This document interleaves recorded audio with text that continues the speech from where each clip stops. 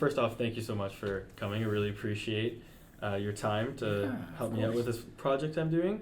I thought we could start off with maybe a little introduction of who you are, maybe what your role is around here, and a little bit about maybe your background, your educational history, how you got to this point. And I think we can walk on from there.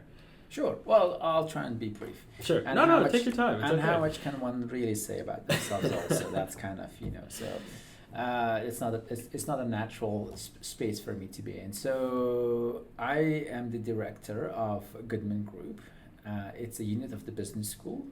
I have the pleasure of working with a wonderful team, and the areas that we oversee are executive education, professional development, business management consultancy, and up to very recently, we were also overseeing entrepreneurship, right, or venture development, so entrepreneurship development. And today's program, which we were talking earlier about, the Goodman Lemonade is an example of that, where we bring in fourth graders on campus and talking about entrepreneurship. So we give them $50 seed money, and they get to sell lemonade.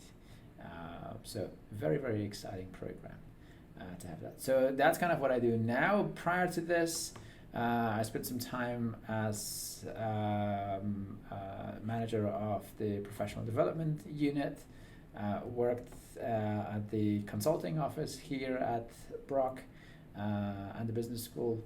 I did my MBA here. That's how I landed at the business school, and I've been very fortunate since to have continued and built good relationships and make positive contribution to the school, students, and community. So I am a Brock graduate, so a student here. I also work as a staff staff member, and I also teach here. So I have the pleasure of this term teaching our Introduction to Marketing program at the undergraduate program. Oh, really? I didn't know that. At the undergrad level. Oh, no. How are you enjoying that? Oh, fantastic. Yeah. Yeah, I love being with our students. This is not the first time that I'm teaching. I've been teaching since before COVID, so a number of years in there, and I've taught a number of different programs, courses as well. So I also have my own practice, consultancy, and I focus in the area of change and change management and change leadership, as well as teamwork and strategy. Right. Strategy creation and strategy implementation is where I am. And that has gotten me involved in a really exciting project at the business school, which is the creation of or facilitation of the new strategic plan for the business school, which is one of the projects that I'm working on, with obviously an entire team in there and the advisory committee. So that's the other aspect that I'm involved with. When you are looking at those kinds of plans, of like long-term strategic plans, what kind of bottlenecks or specific pain points do you look at when trying to say, how can I take this company, either when you're talking about your change management, from point A to point B through this massive change, or what vision do we want this company to take in? What are the kind of pain points and different aspects you normally touch on to help a company smooth through these different transitions or progress forward? So it is a really exciting process. I find it absolutely fascinating, and I could absolutely spend days and days and days in that area. That fascinates me, and I take a systematic approach to this. I look to see what the strengths of that organization are, and its people are often a great source of resource, but a significant source of strength. Their IP, their technology, all of those comes into place, the expertise that they have. So what is it about them that makes them different? Their brand obviously is another area. So all of those plays in, and it's using those strengths and trying to find those strengths in a way and weave them in that makes their strengths and their strategic competitiveness unique to them, aligns with their strengths, and it makes it difficult for others to imitate. Right. Which helps them propel and move forward. Take Apple, for example. the way that they engineer products, Mm-hmm. they're a computer company. I'm picking on Apple because you have an Yeah. Apple product in there. Yeah. So, and I have an iPhone, right? So that's ultimately they're a technology company. Mm-hmm. But how they go about doing things, it's, you know, from a user interface perspective, it's simple. Yeah. My father finds it very easier to use Apple products compared to an Android Mm-hmm. product. And before my current Apple phone, I was an Android user for years. What made you switch over then? Long story, but you know, but one of the things I'm seeing is from the user's standpoint and perspective, it is an easier interface. Mm-hmm. It's a little bit more intuitive. Yes, you gotta get used to it. There's a learning curve with everything that's done for the first time.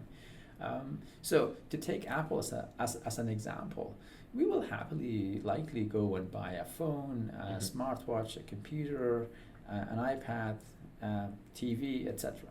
Because they're a technology company. We Right. believe in that, you know, seeing how they go about doing one area, and they do it very well.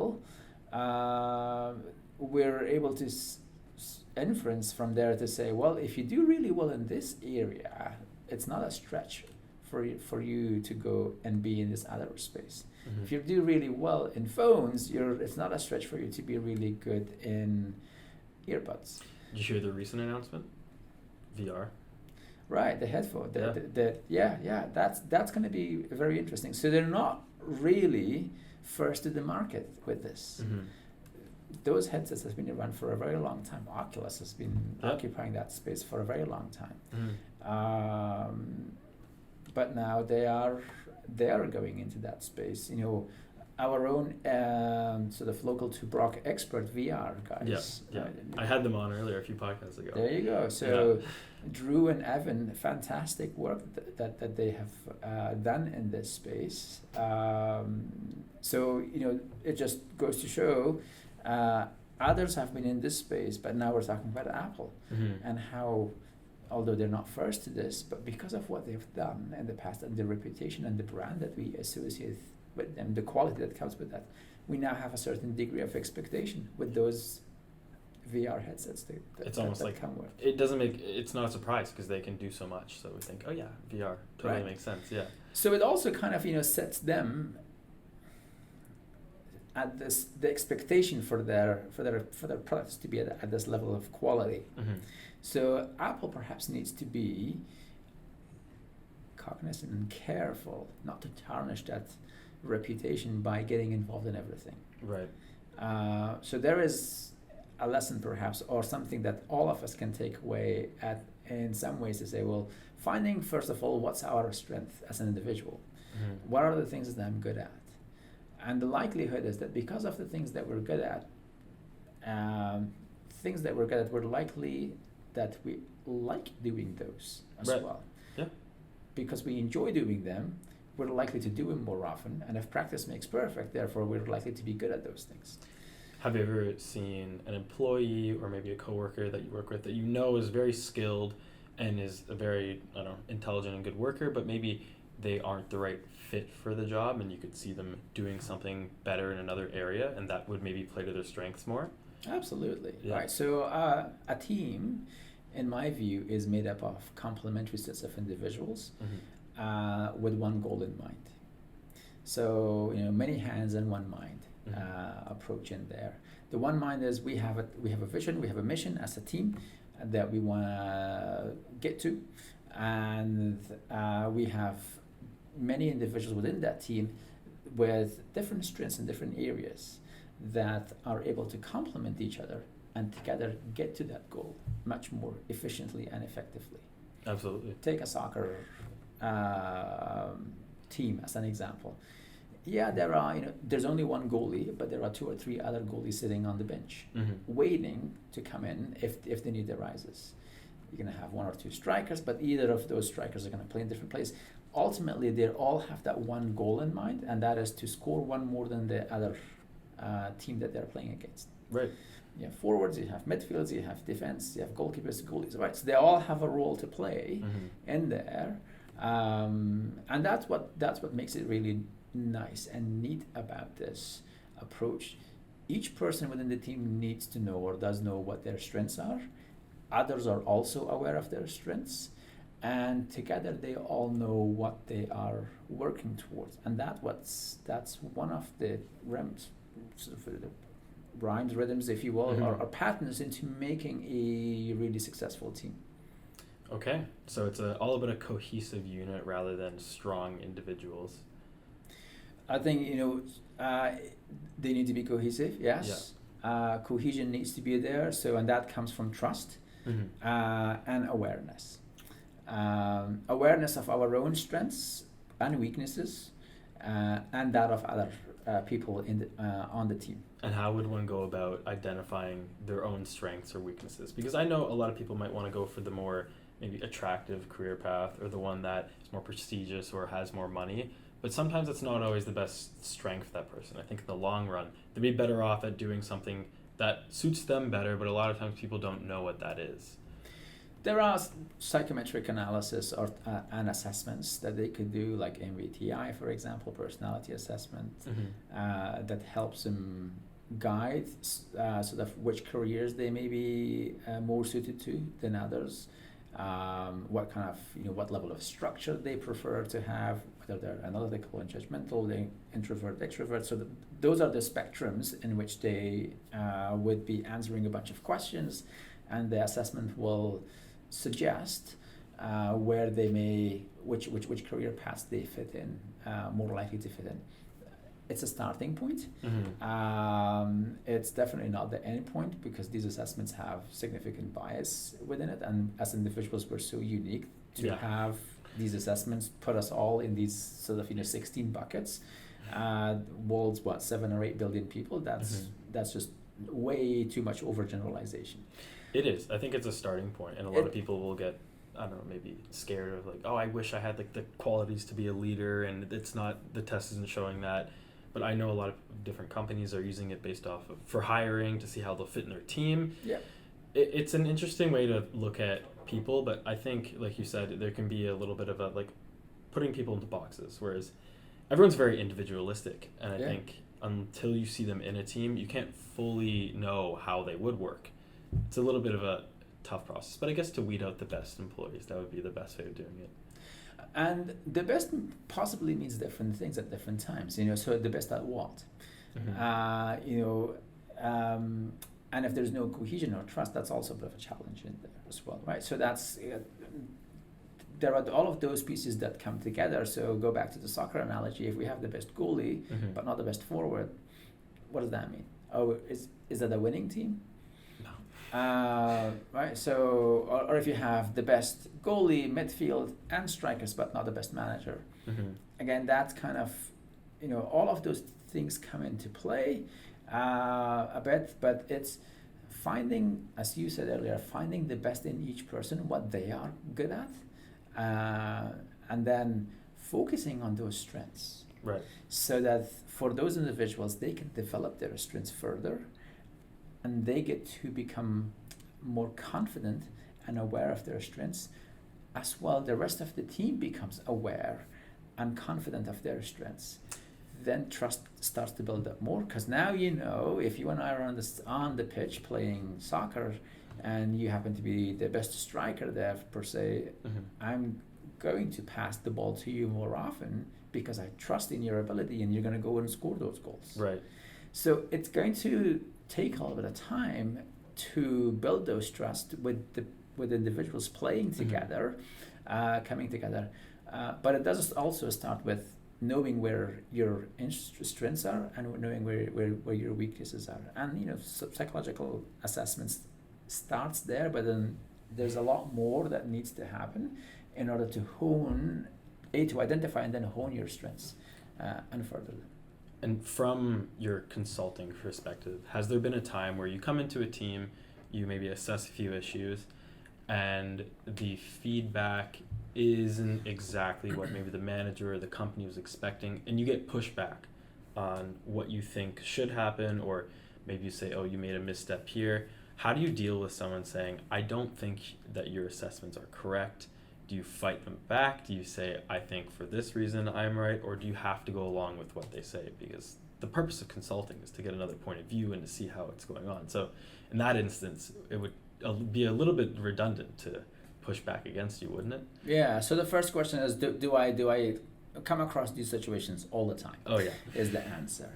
And I'm fortunate in my field that I'm able to work with some really wonderful people that I can relay these information and have that conversation with them. And oftentimes it's hard to sort of ignore or discard data. Mm-hmm. So you can argue with me as a person, but you can't argue with the facts and the data that's in there. So my approach, and this is where my scientific background comes into play. So initially I was trained as a scientist and worked in the pharmaceutical sector for a bunch of years. So dealt with data in many ways in there, and big data was a component, and data-driven decision making is one of the bases there for me. So when I go into those conversations, I'm ready or willing to present the data, and then it's a case of, well, let's analyze the data and see what does the data say. The numbers don't lie. The numbers are difficult to disagree with. Yeah. You may have your own explanations as to why that is, and that's good. Let's have those conversations, because I don't have the context. You've been working in that organization. You know your team. You have the better context than I do. So it's a partnership in that sense. And then together we'll arrive at, so we both at the beginning started that we're at point A, looking at the assessments and the data that pointed us towards a certain direction. And then we're moving towards a point B or C. Oftentimes, after the first conversations, so to speak, I probably have, to use a medical approach here, a few diagnoses, possible diagnoses in play, and then I look to the data to see which one do I eliminate, and through that process of elimination, you arrive at it could be one of these two things, per se, or three things, for example, and then you try and narrow it down further as you get in, and that's really one of areas where having the managers come in and converse with them is helpful, because they would say, well, no, it's not that because of X, Y, and Z, or they will provide the context and the pattern of behavior, for instance, and that's helpful. Oftentimes you're not looking for teams to change personalities. No. It's to change a specific behavior, perhaps, even if that, or maybe change the way that work gets done through better alignment. If you are great at technology, for instance, and that team requires someone who's strong at technology, well, guess what? You're it. Yeah. So it's about alignment of strengths and work, and making that happy marriage in that sense. Right. So it's a little bit of a communication. It's a bit of showing them where the information is going, trying to get them on your side that way, rather than saying, I'm right because of this. You have to say, this is beneficial for you, getting everyone on the same page. It is a true partnership, yes. Yeah. So I don't have all the information, and they don't have all the information either. I'm lacking the contextual component, which what they have. They don't have the data in the same way that I do. So that's where we come together, and we'll say, well, out of these, let's say, 5 possible hypotheses, we're going to eliminate these 2 or 3, so it's likely down to these 2 things, 1 or 2 things, and then we hone in on the one that we more likely think it is. Okay. The case. I'm curious with something you said earlier. You said you worked with big data in pharmaceutical companies, is that correct? On the more science side of things. What was your role with that, and why did you end up switching more into a business side of things? So I started out in the pharmaceutical sector, and I did quality control. That was involved in a quality control role, and then I switched quickly to a project management and technical support role. Had the pleasure of working on the antipsychotic portfolio. Prozac was one of the medicines that I got to work on early in my career. I switched organizations and went to GSK and joined their technical support team. at their oral solid dose manufacturing site. That site went on to become the company's flagship site, where almost all of their new products were being launched out of that one site. So there was, many centers of excellence and the opportunity for learning, and also exciting opportunities for new products to come in, and learning from the experts that were there as well. Later on, I was the industrialization lead for a portfolio of products, in particular the pazopanib family of products in the oncology portfolio. And that was really exciting because so pazopanib, this is going back a number of years. That was it's a skin cancer medication, but also has other indications. And I was involved with the industrialization of that and then launch of that in certain markets around the world. So there's a lot of exciting work that was being done. So as a scientist, starting out, as I was progressing more and getting into management and leadership positions, was being asked business questions around budgets and marketing and human resource management and all these other aspects, which are not necessarily science-based, but more so sort of rooted in business and arts. So that was the transition. Okay. In there, and then being here and having the opportunity to do an MBA was helpful. Would you say the work, especially like I see you kind of lit up with the skin cancer medicine, was it work that made you feel like you're making a difference because this was helping people, and did that help you maybe be more motivated or feel like you're actually making a change and that this was great work for society as a whole? Oh, absolutely. So I like how you touched on the thing that gets me out of bed, and that's making a difference. Yeah, absolutely. And that's been sort of my true north star along my career path, whether it's in the pharmaceutical sector or in education.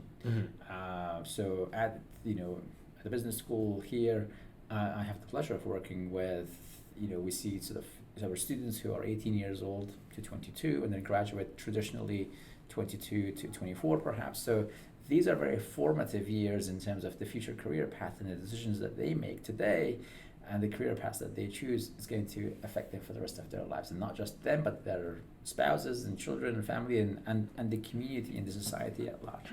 So how we go about doing things at this stage with our students is going to make a difference at a fundamental level.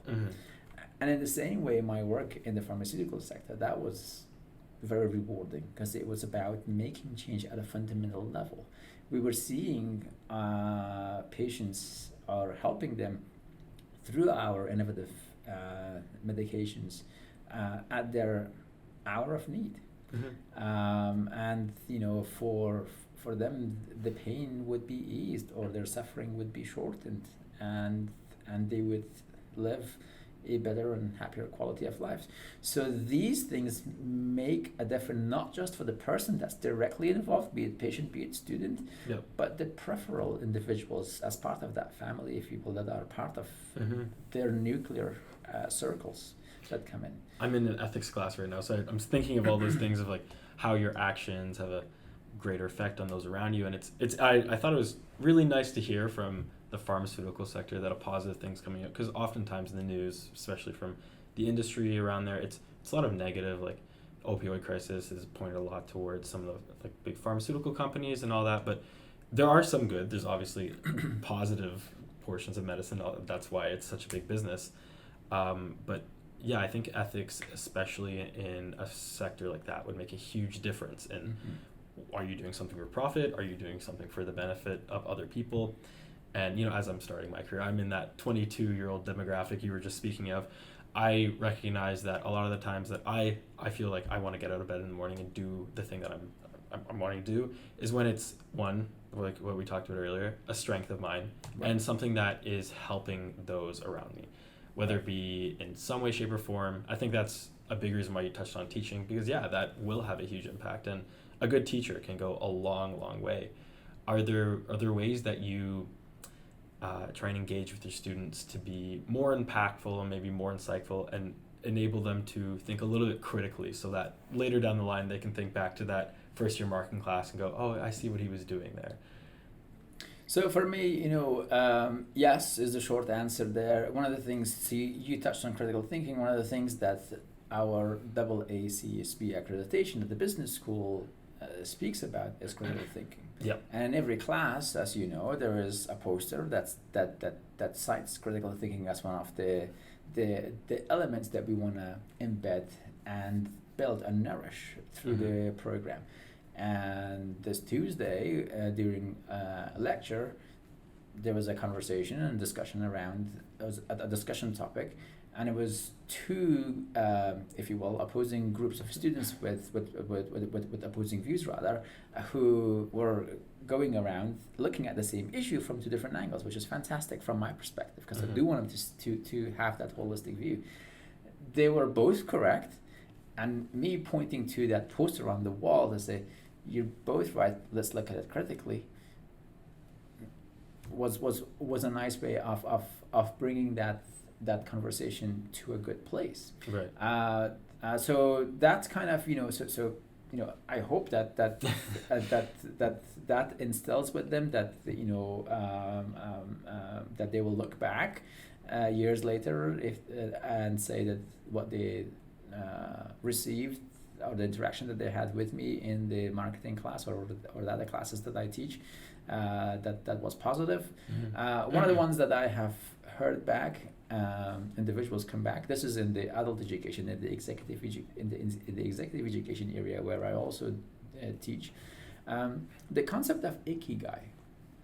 That's where I was going. Has kept coming back for them. And Ikigai is, so there are 4 dimensions to it. Things that you're good at, things that you that you love doing, things for which there's a need for in the world to be done, and things that you can do getting paid for.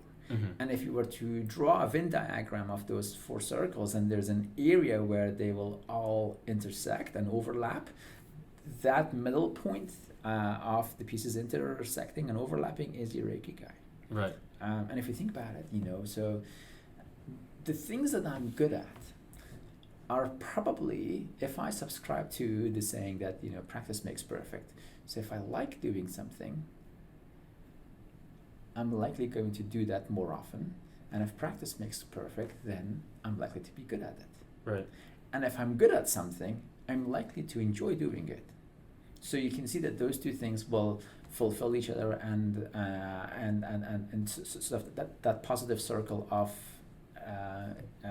improving oneself. And as human beings, traditionally or sort of at that innate level, we do want to be masters.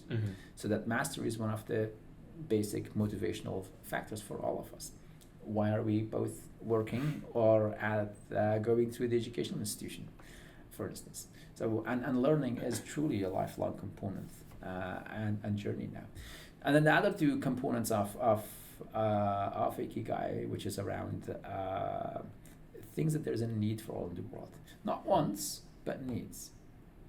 Because a lot of us will probably want to do a bunch of things, but do we need to? So if there's a need for it, and if we can do that while getting some kind of a remuneration, some kind of a payment, it doesn't have to be dollars and cents. It could be in other ways, shape or form, whatever that works for that person. And if we can find that peace for us, that will likely give us peace, provide us peace. And research suggests that those who do have that comfort within and have found their own peace are likely to live longer.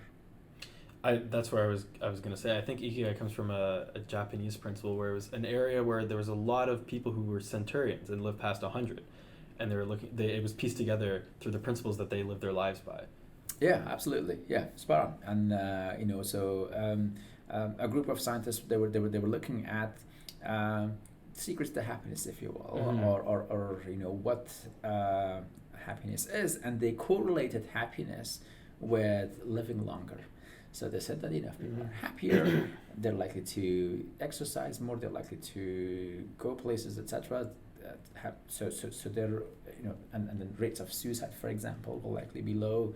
So they're more likely to live longer. There was another group of scientists that came and said, well, what about your genes and parents, grandparents, and so on coming into play? So they did some work and researched this, and they found that approximately 10% of how long you live is determined by your genes. I think that'd be a big surprise for a lot of people. So that's what really says that we are empowered. Wow. That how long we want to live within reason is down to us and our own choices about lifestyle that we make. Have you heard of there's this guy named Brian Johnson, who he has this $2 million routine to keep himself young, and I think he's like in his 50s or something, and he has the body of like a 30-year-old or something. Have you heard of him? He's the tech entrepreneur, I believe. Yes. Yeah. Yeah. And so he's at the cutting edge of what he's doing, and he has an 18-year-old, I think, son. And in terms of his body mass index and strength, he's at the same level as his son, who's 18. And he's, that's as you say. So that's very fascinating. There's almost something unnerving about it. It's like he's like reverse aging. But yeah, back to I wanted to ask you something with the Ikigai. Do you teach that at all in your classes with the adult education, or is it just a topic that comes up? I usually do that with the adult students, if you will. I have found it very useful also with my undergraduate students and graduate students when I've shared that with them.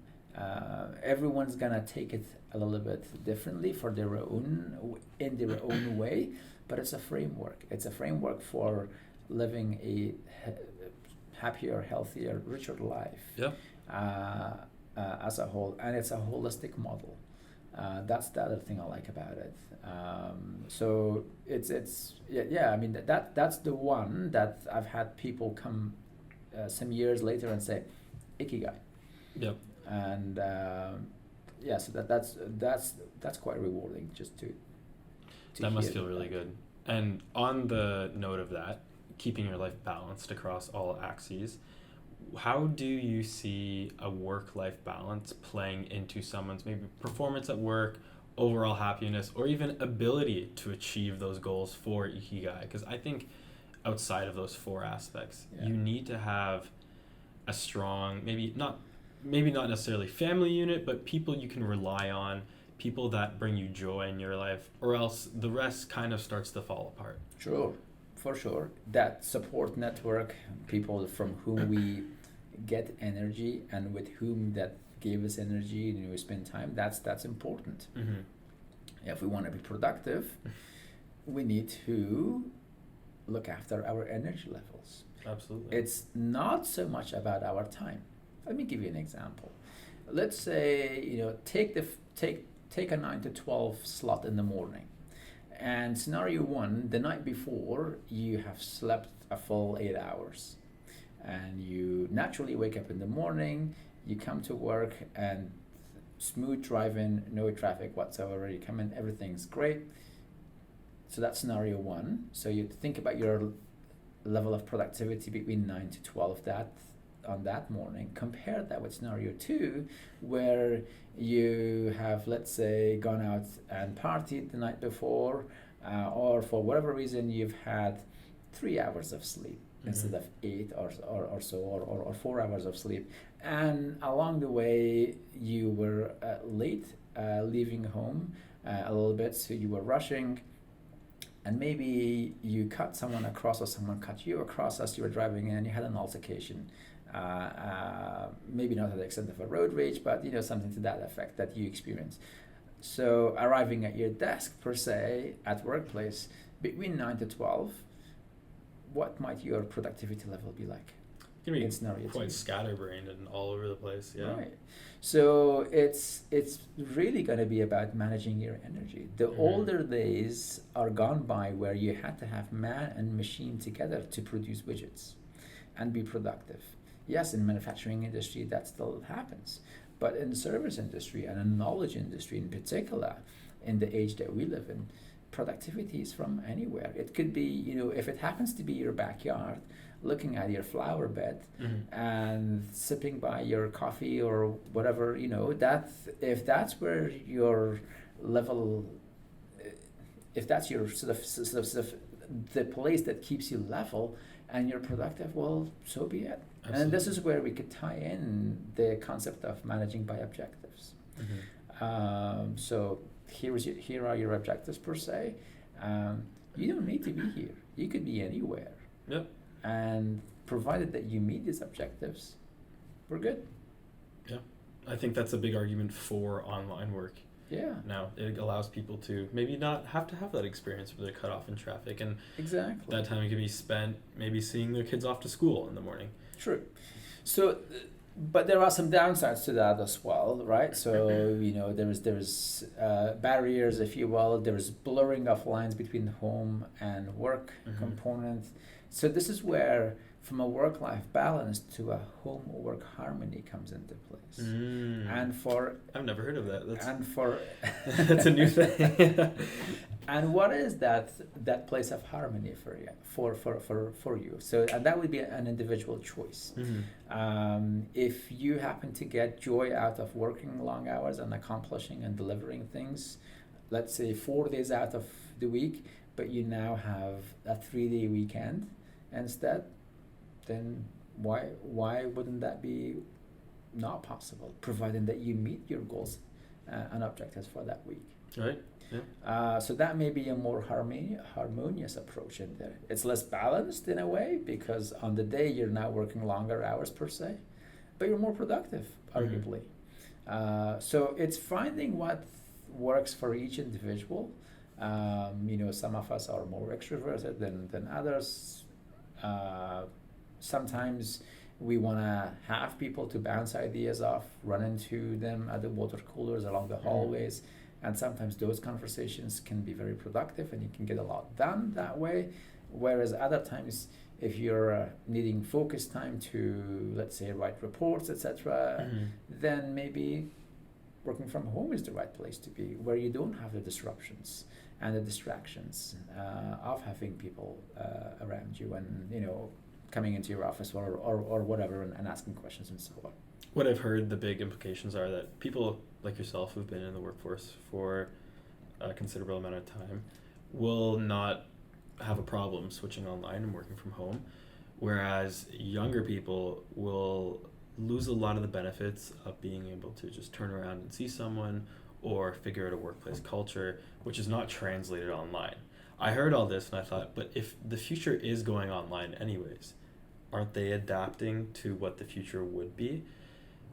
But then if that's the future, are we losing out on those benefits that we'd see in person entirely? And is that a good thing as well? It's an interesting conversation in terms of, where is the future heading? And if we were to ask the question before the pandemic, the answer would likely have been a little bit different. In the first few months of the pandemic, the answer would have been online.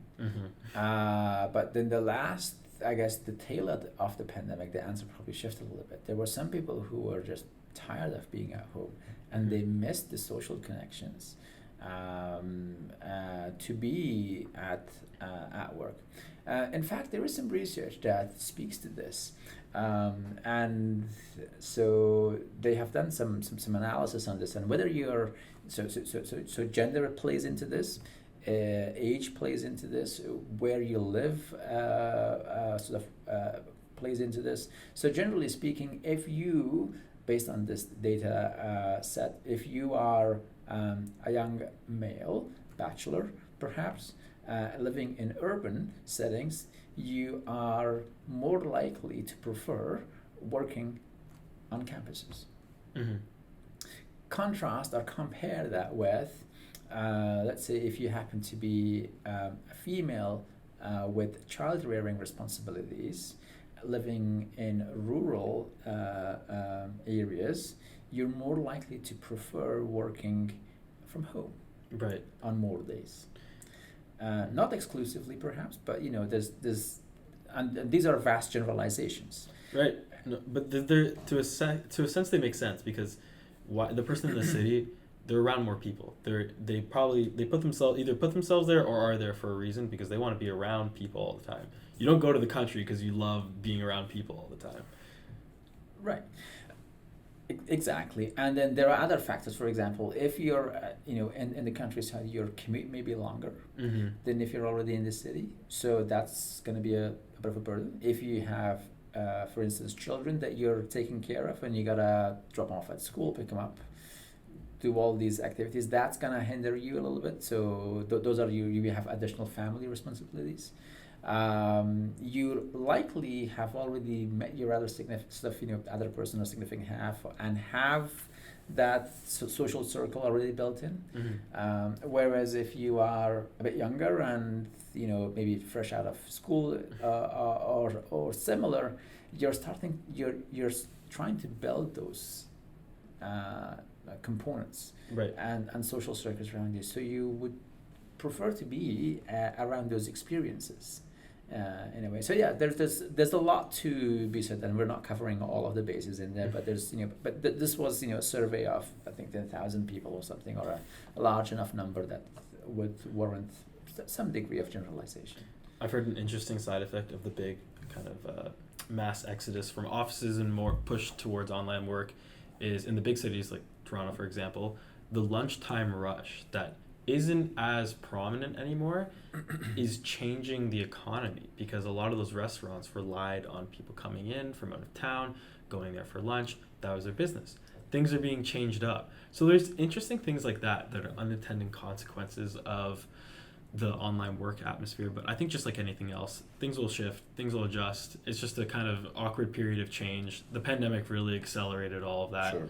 And it's interesting to think about all that from my point of view, just starting my career. Like I have friends who never went to university and ended up doing online work and ran a web design business and traveled around South America. And that's what his whole career was. He just worked online. They call them digital nomads. Yep. Are you familiar? Yeah.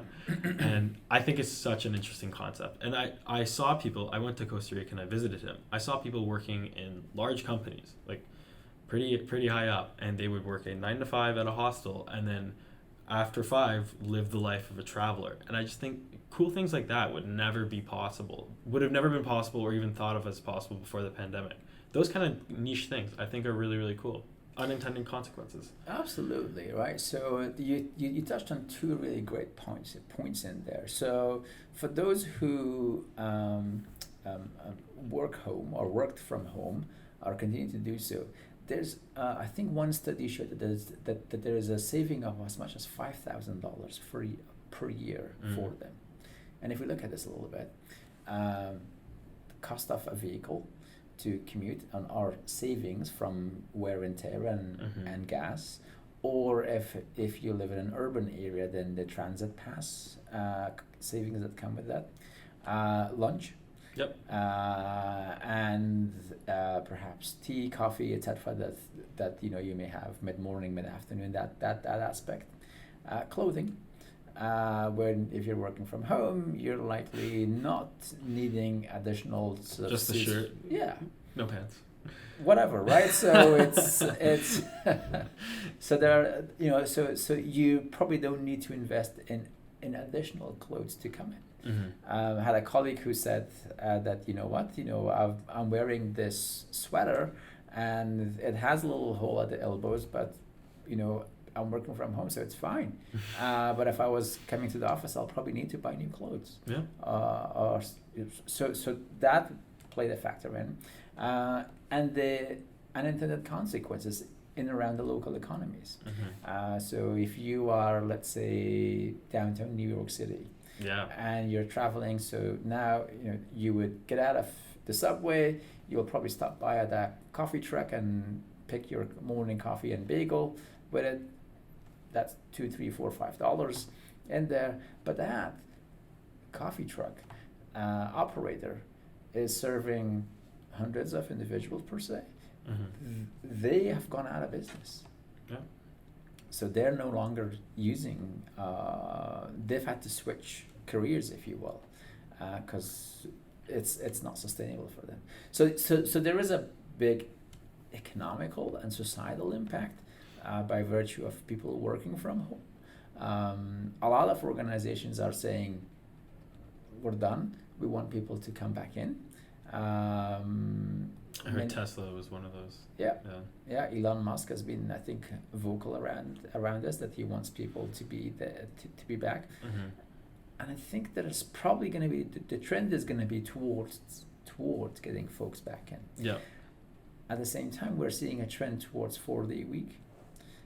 The skeptics would say that the 4-day week is a way to, for lack of a better term, trick folks to come back onto campuses and work. But the studies have shown that they were as productive. A worker over a 4-day week compared to a 5-day week, they were at least as productive, if not more. I've heard that's common in Europe, isn't it? So Finland did some work here. There may be other countries in Scandinavia as well. There was a wide-ranging study, I think it included France, the UK, and Japan as well, where they found that working more focused hours and or days, the level of productivity had not been affected adversely. Mm-hmm. And almost all of the organizations that had opted into that pilot study, they continued to maintain that 4-day week beyond that pilot. There was one other aspect that was brought in a different study, and that was a 6-hour workday instead of an 8-hour workday.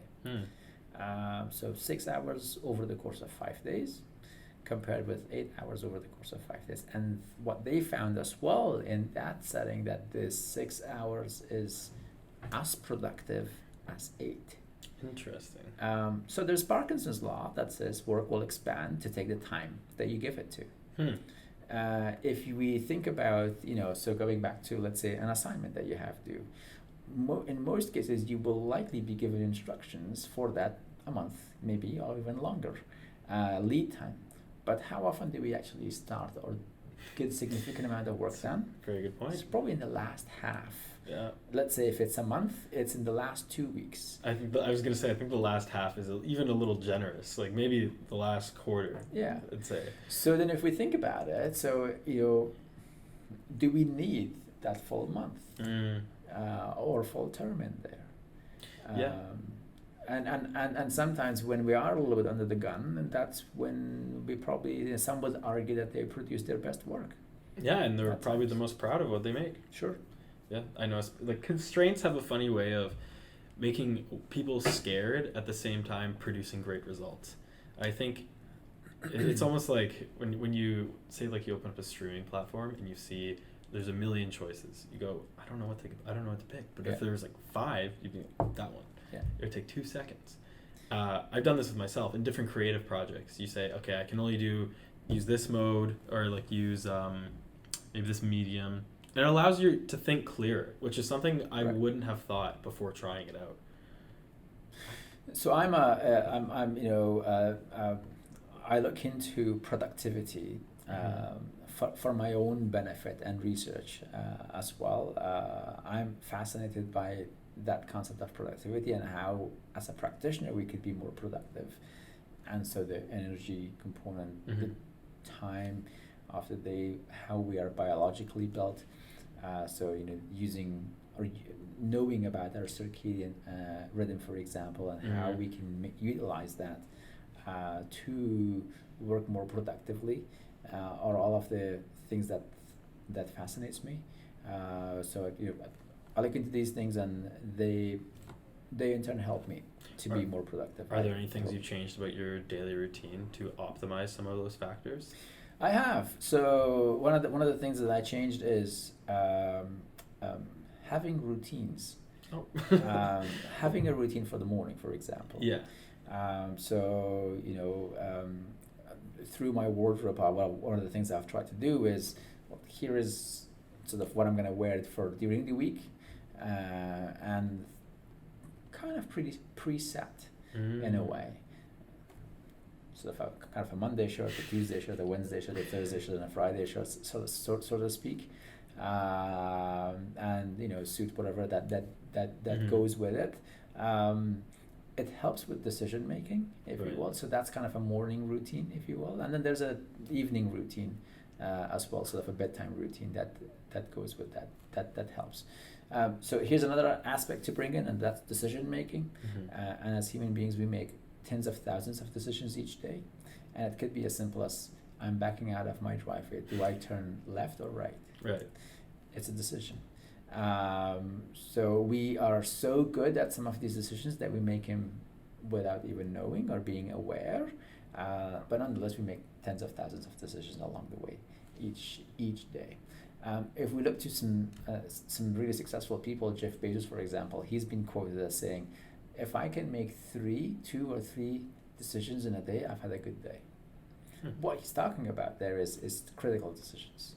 So if we are using our brain's energy, if you will, because energy is finite, but it's replenishable.